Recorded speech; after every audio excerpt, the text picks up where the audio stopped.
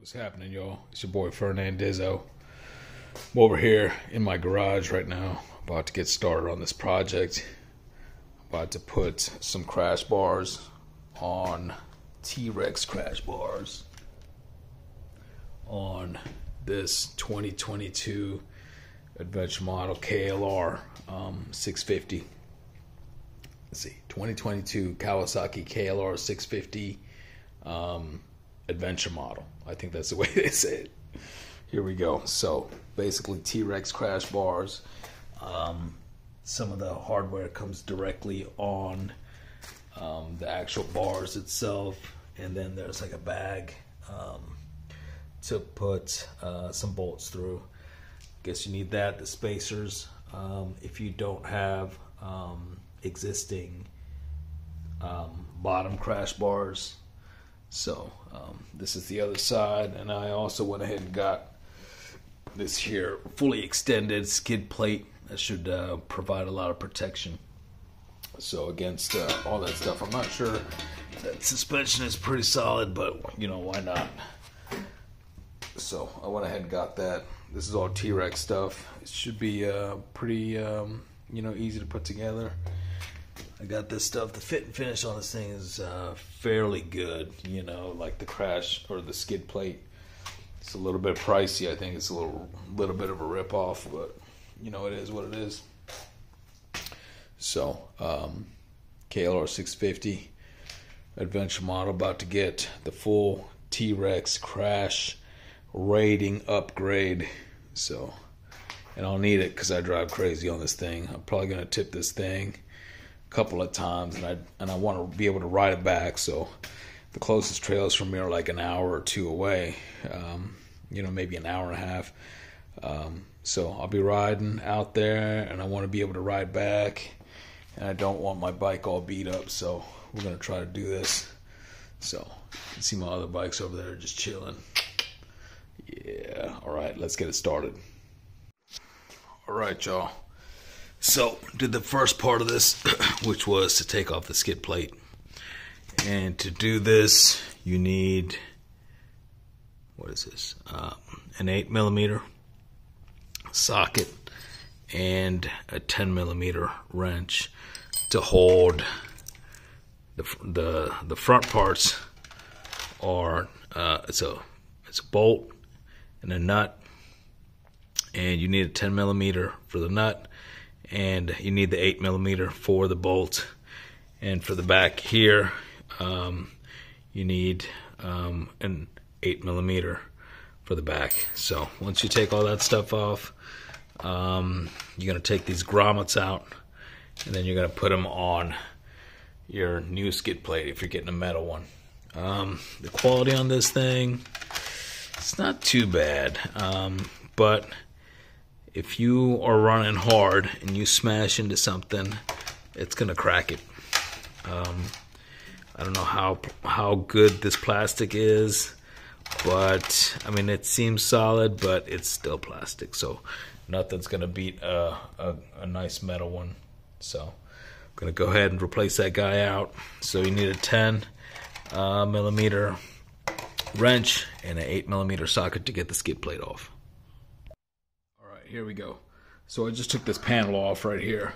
That was right up here. I had to take this bolt out. I believe that was a 4mm hex key, and that's the bolt you see right there. And there's this plastic grommets on either side of that bolt, and the bolt itself goes into a rubber kind of like holder, stabilizer, if you will. And I noticed it kind of glued in with a little bit of a tacky glue.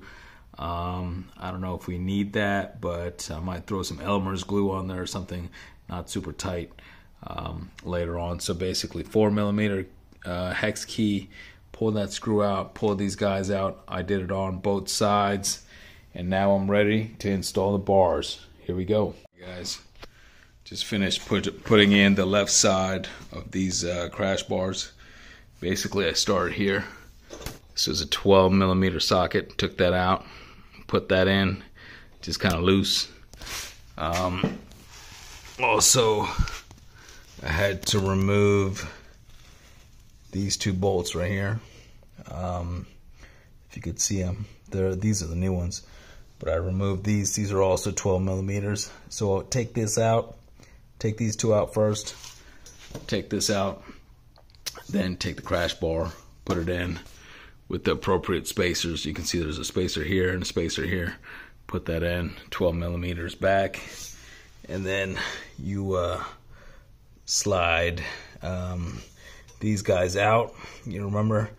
So once you do that, just remember this is the engine mount right here. So engine mount here, so don't shake it too much, and just kind of bang these through with the rubber mallet, and then put these guys in with hex keys. This is a number 5 hex key. That's what I used. That's what seemed to fit. And these ones here are number 6s, I believe. Yeah. So 5 and 6s. 6 here, 5 for those. 12 millimeters down there to remove. And this one was kind of a bitch to kind of put in, but it got in there. So let me go do the other side. We'll get started. Alrighty, we're back. Here we go. Right side. I had to slip this guy in here behind all this ABS wire. If you can see, the ABS and a few other wires come through right here. So I had to pull this guy back, and it was a pain in the butt. What you can do is you can take this aluminum block, put a screw through it, and just kind of use that and fish it around, and then take the screw back out and then put the block back in. I had to take this panel and kind of make it a little looser, so I took the screws out, made it a little bit looser so I could put that sucker in there, and then tighten this guy up,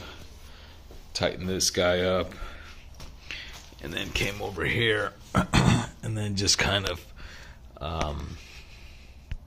left these guys right now just a little bit loose. So I'm going to tighten these up, and I did go around a little bit and tighten everything else up, but this will be the last step for the actual crash bar itself, and then I'll put the skid plate back on. So that's the plan. Alright guys, put everything back together, tighten everything up. I had to use one of these Allen keys, put it in the back here while I tightened up these nuts. These are 13 millimeter, and I used this particular one, number 6.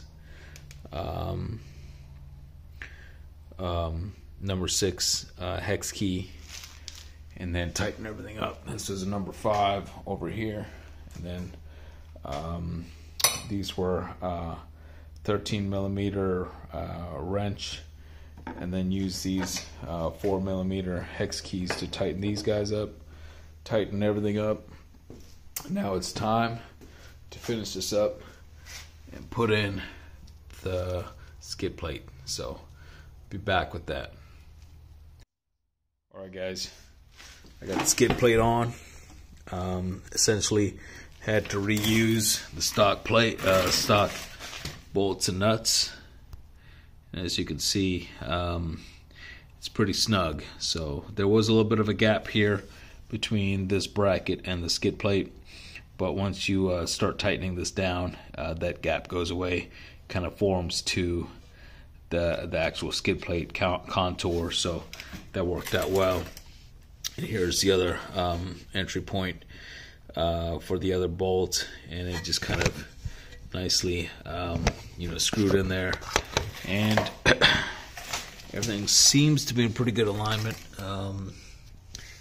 It's nice and sturdy. We'll see how this back part holds up, but I shouldn't have any issues, I think. So that's it. That's done. Got the whole bike together. I got everything screwed in. These panels that I had to take off, I went ahead and screwed those in, and got everything tightened up. And here's the finished product here. Looks pretty good.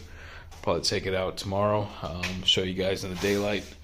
But this sucker's done. I got new crash bars on there. They look pretty sturdy. Everything's been tightened down. Wrist tight, pretty much 25 pound-feet or foot-pounds. And these brackets, I just want to say, these are aluminum. So it's aluminum and then Mylar, which is like plastic. So make sure you don't tighten these down too much or they'll strip the threads and you'll have to get new brackets.